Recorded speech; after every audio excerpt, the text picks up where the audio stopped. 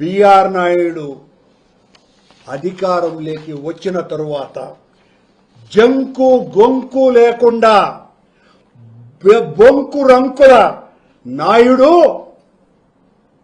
బొంకు రంకులు అంటే బిఆర్ నాయుడు కొండ మీద రహస్యంగా కూర్చొని కింద కోతుల్ని ఆడించినట్టుగా సీనును వీళ్ళనందరినీ పెట్టి నిన్న మీటింగ్ పెట్టిస్తావా? శ్రీవారి సేవకులను తెలుగుదేశం పార్టీ కూలీలుగా మారుస్తావా? బిఆర్, నువ్వు ఇట్లాంటి చేష్టలు చేసి మమ్మల్ని తిట్టిస్తే భయపడతామనుకున్నావా? ఎన్ని చేస్తావా మా మీద? ఎన్ని రకాలైనటువంటి కుట్రలు వేస్తావు? హిందూ ముసుగులో జగన్మోహన్ రెడ్డి గారి మీద, రాజశేఖర రెడ్డి గారి మీద ఈ రకమైనటువంటి దాడి చేయించటానికి చేసినటువంటి కుట్రకు ప్రధాన కారకుడు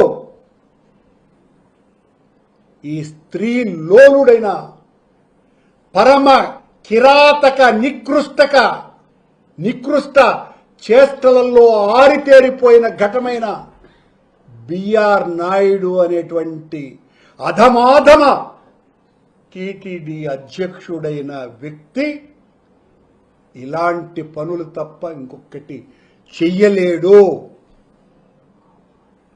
నంగి నక్కి దొరికిపోయిన తర్వాత బిగి కౌగిలిలో ఆ అంగనాంగలతో నీ బిగి కౌగిలి సడలింపు మొత్తం ప్రపంచమంతా చూసిన తర్వాత బిత్తరకపోయి బిత్తిరి మాటలు మాట్లాడుతూ కొండ మీద అధికారులకు ముఖం చెల్లించక 10 లక్షల రూపాయల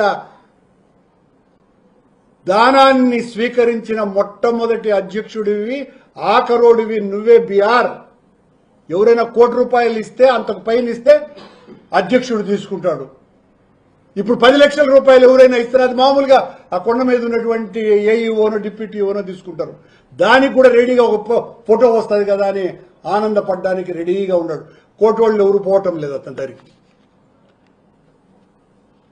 నువ్వు తెలుగుదేశం అసలు ఈ శ్రీవారి సేవకులను నిన్న వాడుకున్నటువంటి వీళ్ళు ఏమయ్యా నాకు అర్థం కాలా?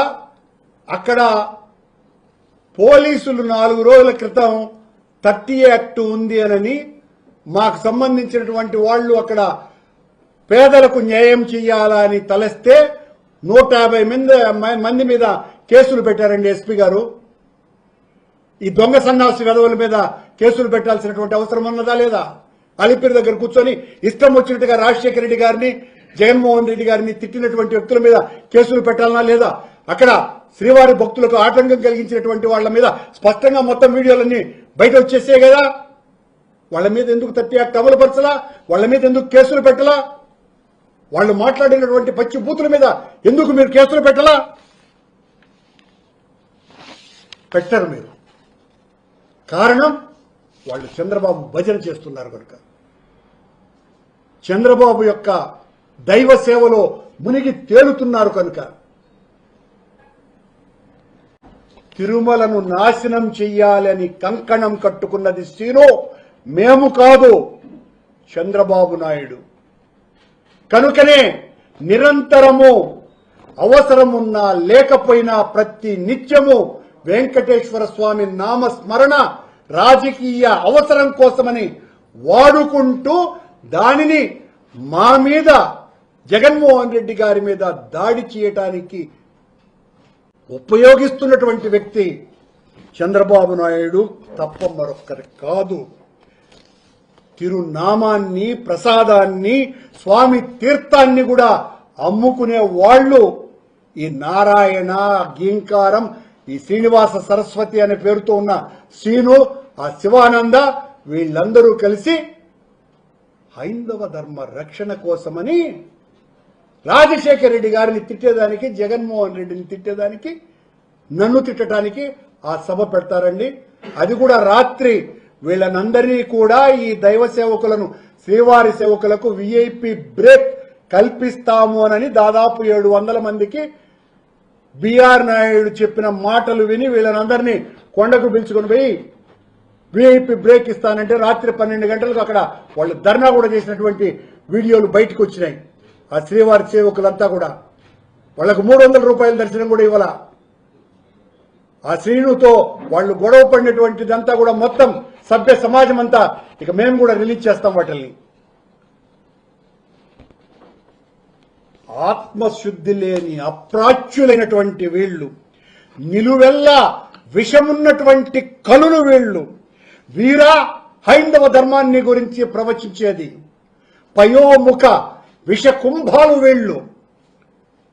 వీళ్లకు వచనాలు రావు, వచనాలు తప్ప.